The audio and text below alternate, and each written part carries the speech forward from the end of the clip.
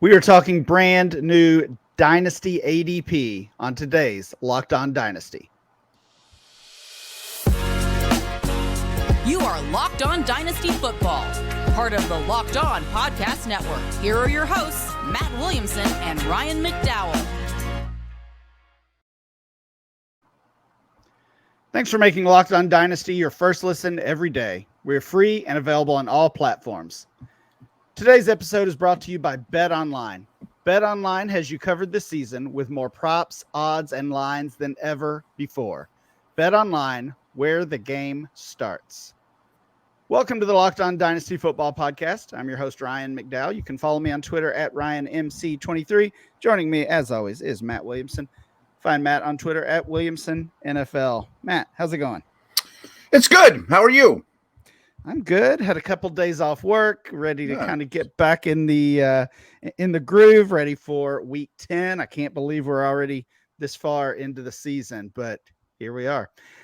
Matt, it's Wednesday. We're talking player value today, and it's we're about a week into November, a little bit more than that.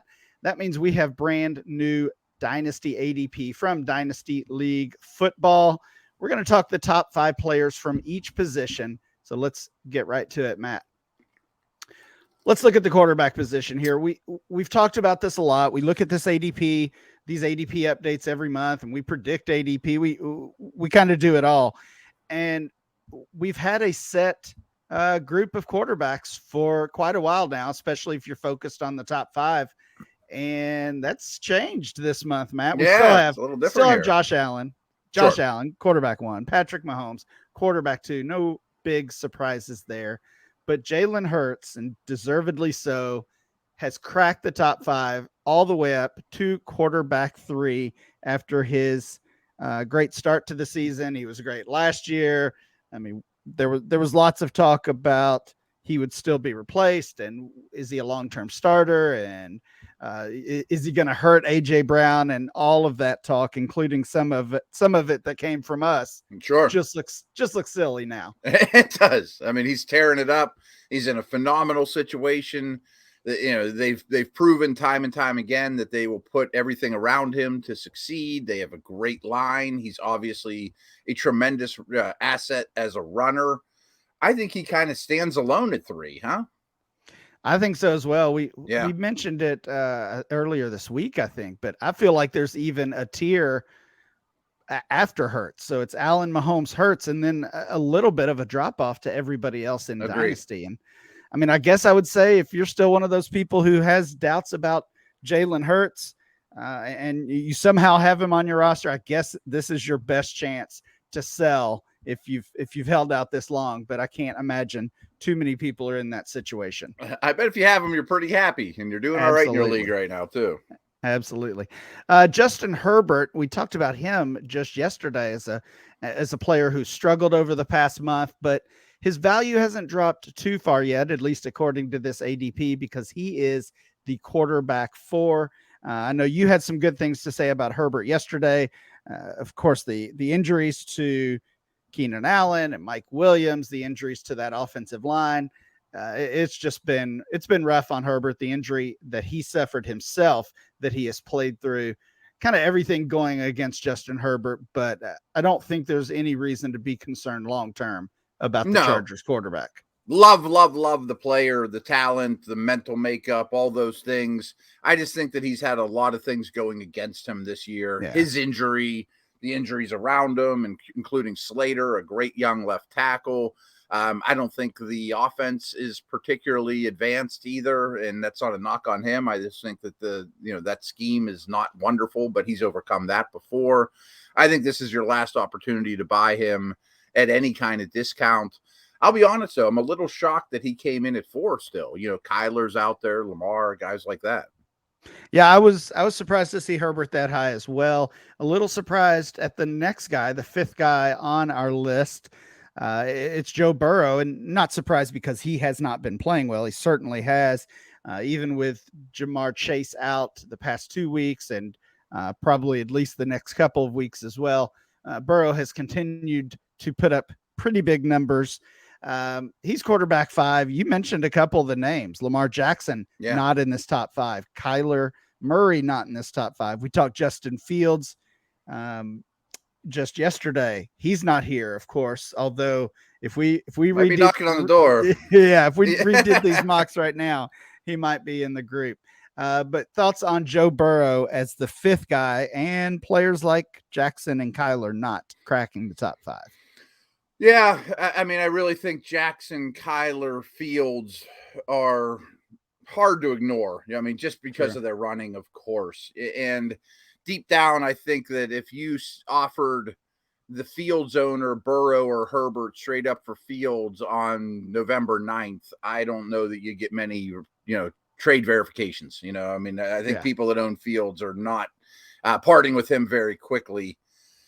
But Burrow's safe. I mean, I think he's very stable. That offense is starting to click. Obviously, the weaponry around him is really high. I feel like he's more like the 7th or 8th guy, but that stability has a lot of value too. While we're talking quarterback position, last guy I want to ask you about, Matt, is Tua Tagovailoa. We've seen some big games from him, including this past Sunday. And he had the injury earlier in the season, but basically when he's been on the field for the entire game, I think that's only 5 games this year, he's put up huge numbers in basically all of those games. He is up to the quarterback 8 in this ADP. So he's been a riser. Do you think he belongs? Do you still have doubts about him? Of course, the arrival of Tyreek Hill has really boosted his production and his value, but we have to assume Tyreek's going to be there for a little while. Yeah, as same with Mike McDaniel. I mean, that combination has been tremendous for Tua. He's never going to be a big runner.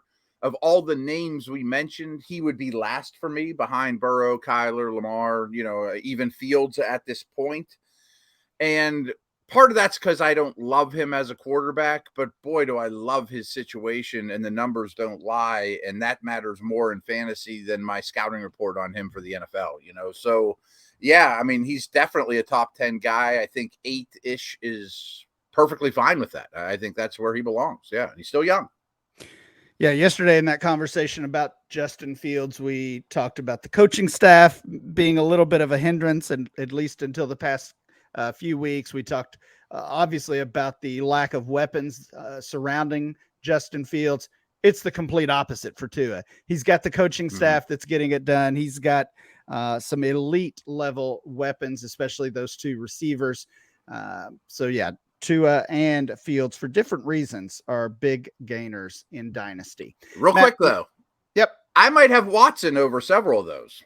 I was going to ask where Watson would fit in. He is the quarterback 10 in our ADP, so he's between Dak and Fields. I think we could see Watson and Fields leapfrog Dak Prescott pretty easily. Right. Yeah. And maybe Tua as well. So it's just a deep group right now at the top of the quarterback ranks, which is good because after these names we've mentioned, I mean, Trevor Lawrence is the quarterback 12.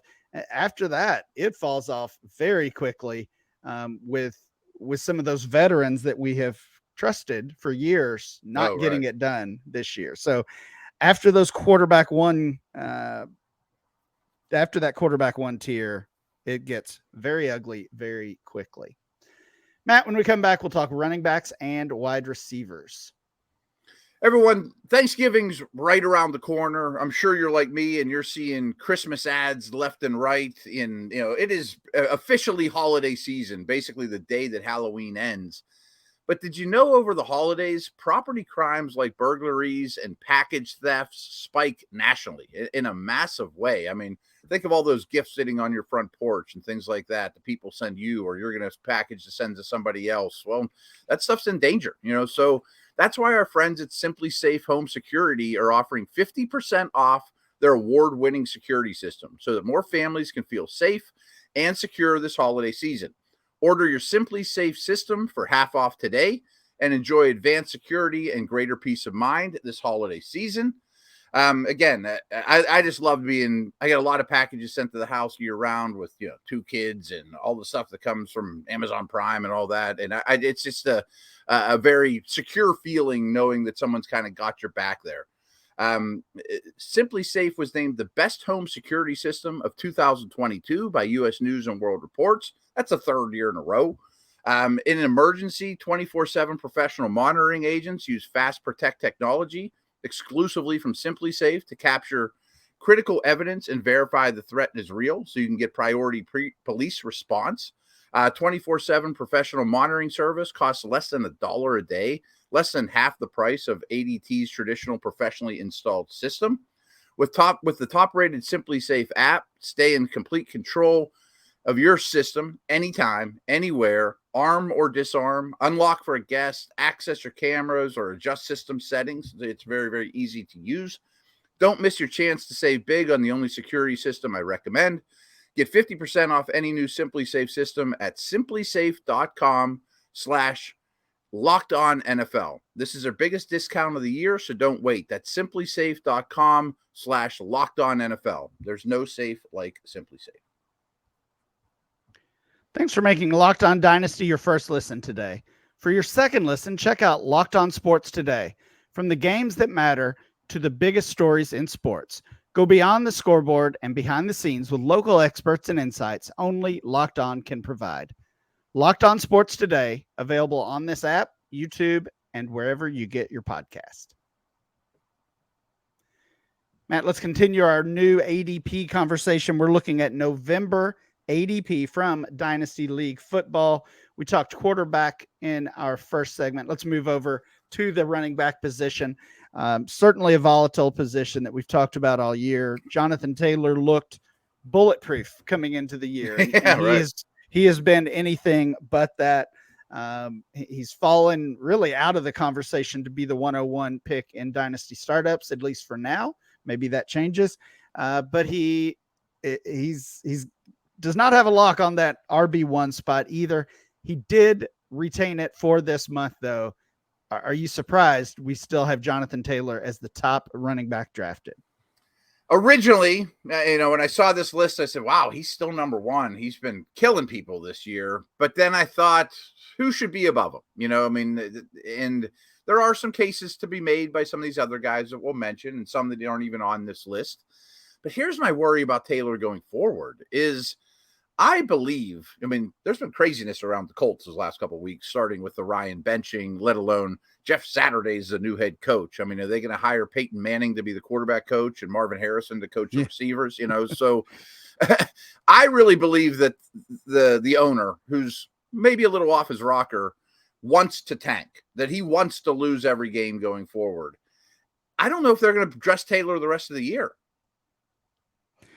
Yeah, I saw some concerns with that when with Taylor even playing the rest of the season when it's the worst offense in the league. Right, when that coaching change was announced. And honestly, I'm not alone in this. I'm not confident in Jeff Saturday turning things around. The offensive line is terrible. They have no quarterback. There's really no reason. Yeah, there's no reason to be excited about Jonathan Taylor moving forward. So yeah, he's hanging on to this RB1 spot for now. We're into November, so we're basically what, Matt, 3 or 4 months away from having those 2023 rookies in this ADP. That's February.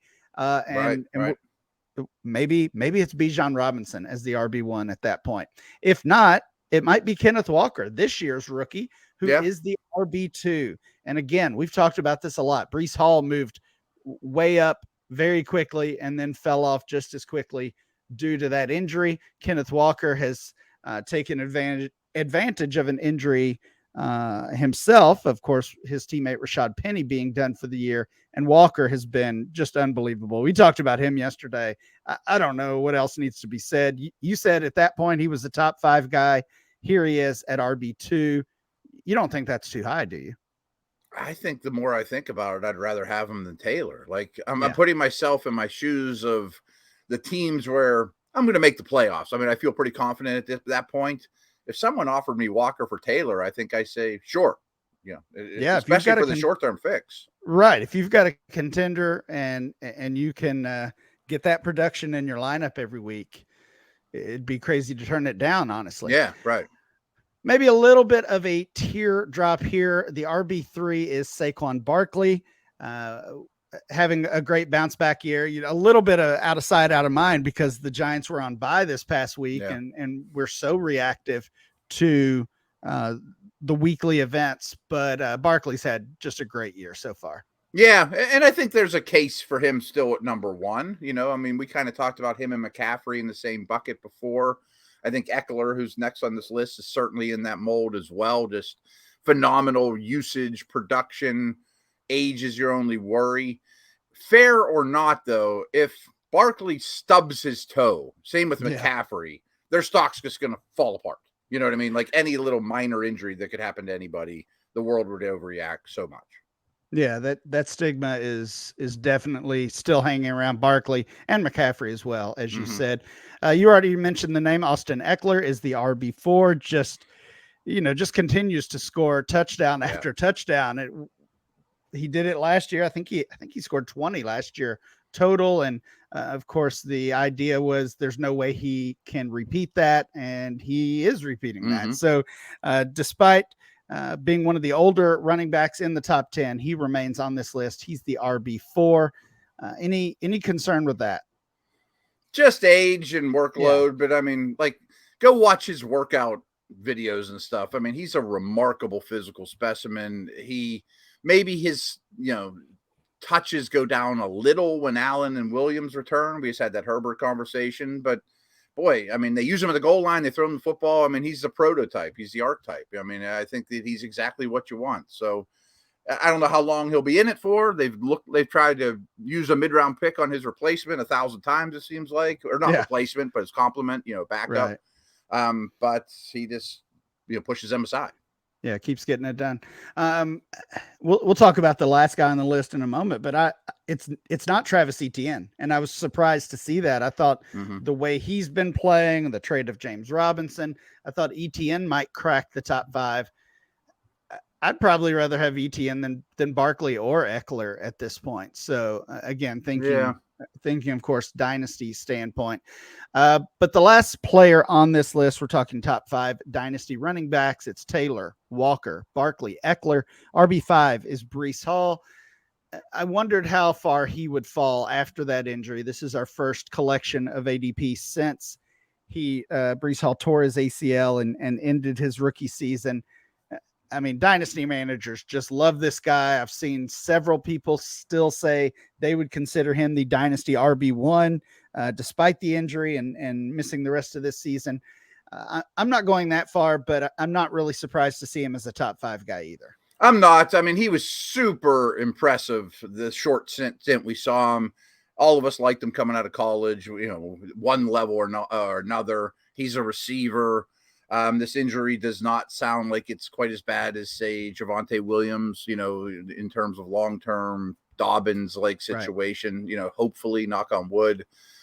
But I might rather have somebody that's playing right now, like a McCaffrey. Yeah, that's fair. Let's move over to the wide receiver position, and we can jump right down to wide receiver 3 because we know what the top 2 look like this month. It's Justin Jefferson at the top, followed close behind by Jamar Chase. Those are the top 2 guys. Wide receiver 3, this probably goes without being said as well, but it's A.J. Brown. We've talked about him a little bit on here. We talked about Jalen Hurts and the Eagles offense earlier in the show. I mean, A.J. Brown is just on pace for has to be on pace for his best season of his career, as is Hurts, as is some of those other Eagles. I don't think there's anybody even challenging him for that wide receiver 3 spot. He's not chasing Jefferson, but there's nobody else I think that's even fighting for number 3. I think it's that simple with him. All right. So those top 2 guys in their own tier, A.J. Brown in a tier all by himself before we get to wide receiver 4. And that wide receiver 4 is CD Lamb. I was surprised by this one. Of course, I want a little more from him. Yeah, he's been the third guy, was the third guy on this list for much of the offseason. and almost was there by default. It seemed like there was a lot of questions about Lamb, doubts about him being an elite option. Does he belong there right behind Chase and Jefferson? It seemed like most people thought the answer to that was no, but also if it's not him, who is it? And now we know that's AJ Brown. I would have Jalen Waddle ahead of CeeDee Lamb as well. Waddle is 5th on this list. So at the very least, I would flip those two receivers, but I might even prefer some of the other names lower on the list ahead of CeeDee Lamb as well. Where are you with Lamb, Waddle, and anyone else you want to throw out? Yeah, I like the call of Waddle at 4, definitely over Lamb. And the more I think about it and contemplate, I think I want that Diggs, Cup, Hill group over Lamb too. And I don't know what order I want those 3 in, but they're so productive every week. And Adams probably is in that neighborhood too. I need more from Lamb. Yeah. I was going to ask if you were still including Devontae Adams in that group. So top 5 wide receivers, we have Jefferson and Chase, AJ Brown, CeeDee Lamb, and Jalen Waddle. Matt and I both disagree with the end of that list, at least slightly. Going off the list, some other names we have, Cooper Kupp, Stephon Diggs, Tyreek Hill. So Matt, the community agrees with you. Those 3 veterans are the next guys in line. Amon-Ra St. Brown, still hanging around. We were sure he would lose value, and he did, but not much. Still a first rounder overall in this ADP. Surprised to see that. Then we get down to DK Metcalf, T. Higgins, Chris Olave, and some others. Matt, when we come back, we'll finish up the show with some tight end talk. Folks, when I popped the question to my wife about 25 years ago, I really wish Blue Nile would have been around because I was clueless, and I'm sure a lot of you out there are in the same situation. I was fortunate enough to find some good advice, get her the ring that she loved, but Blue Nile does all that for you. So whether you're looking to pop the question like I was way back when, or have a milestone to celebrate, or just want your love to sparkle, Blue Nile can help you with your celebrations, make them even more memorable. As in the original online jeweler, Blue Nile offers the largest selection of independently graded diamonds and pieces priced significantly below traditional retailers. Blue Nile has helped millions of couples create their perfect engagement ring. Looking for a fine piece of jewelry to commemorate a special milestone, but still having trouble choosing? Like I said, they have jewelry experts on hand 24/7. You can do it, chat or phone or, any kind of way you want to. They're very, very helpful. Shop stress-free with Blue Nile's 100% satisfaction guarantee. All Blue Nile orders are insured and shipped for free in discreet packaging, so she doesn't know it's coming, obviously. They also offer overnight shipping if you're in a rush. Make your moment sparkle with Blue Nile. Go to BlueNile.com and use Locked On to save $50 off your purchase of $500 or more. That's BlueNile.com. Code Locked On to save $50 on your purchase of $500 or more. BlueNile.com/Locked On. Matt, let's finish up our ADP conversation with the tight end position. Top 5 tight ends, similar to the quarterbacks. It felt like we had a top 5 locked in coming into the season, and we've seen some shakeup. That group is not the same as it once was. Shakeup at the top as well, which is certainly understandable. In my opinion, at least. We've got Mark Andrews as the tight end 1, overtaking Kyle Pitts. It makes me sad. Why so? I just love Pitts so much as a football player and as a prospect, and invest in him like crazy every chance I get, but he can't be number 1. Yeah, just it has not paid off. I think everyone seems to have a similar opinion that Pitts will still get there. Pitts will regain the tight end 1 spot eventually. But with the current state of their offense, the passing volume, the quarterback, he just can't be number 1, as you said. Mark Andrews, he's barely a little down. Right. Yeah, exactly. Yeah. Mark Andrews is down right now with that injury, but no reason to doubt him when he's on the field. He's the tight end 1. Kyle Pitts is the tight end 2. And if you look at our overall ADP, which will be on dynastyleaguefootball.com very soon, those guys are back-to-back in overall ADP. So still very close. Travis Kelce is the tight end 3. He's certainly getting it done as well. Probably a tier by himself. Yeah, I think so. That age is really the only concern, because we're seeing him put up the same numbers that he did 3, 4, 5 years ago. So no drop off in production, just the age to be concerned about. And maybe that's even been overblown. Here's the shakeup, though. Tight end 4 is Dallas Goedert. He has cracked the top 5. The Eagles have been a theme to this show with Jalen Hurts. Yeah, Jalen Hurts moving up into the top 3. A.J. Brown locking himself in as the wide receiver 3. And now Goddard cracking the tight end list. George Kittle I'm fine with that. I am too. George Kittle has struggled. He's had an injury this season. Darren Waller. I don't know. I don't want to throw I don't want to throw dirt on him too much here, but it's looking really bad for Darren Waller and that entire Raiders offense. So he's down. He's the player that's outside of this top 5. Kittle hanging on to that 5th spot. So Goddard at 4, Kittle at 5, and sounds like you're in agreement with that list. I am. I'm really intrigued with Hawkinson now on his new colors and purple. Yeah. It's only one game, but it sure seems like they've had a plan in place for a guy like that and utilized it to the T. I'm still very much a Pat Freiermuth believer as well. I think he's a tremendous football player, and he's been out of sight, out of mind, but I think Njoku deserves at least a little bit of in this conversation too. Yeah, David Njoku still a tight end 1, but not quite this high on the list. So again, that was Andrews, Pitts, Kelce, Goddard, and Kittle as your top 5 tight ends for November. I didn't expect that kind of shakeup at the tight end rank. I thought they were going to be stable, and they're not.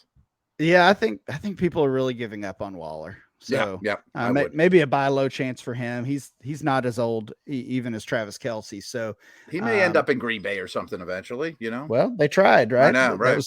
They tried to get him.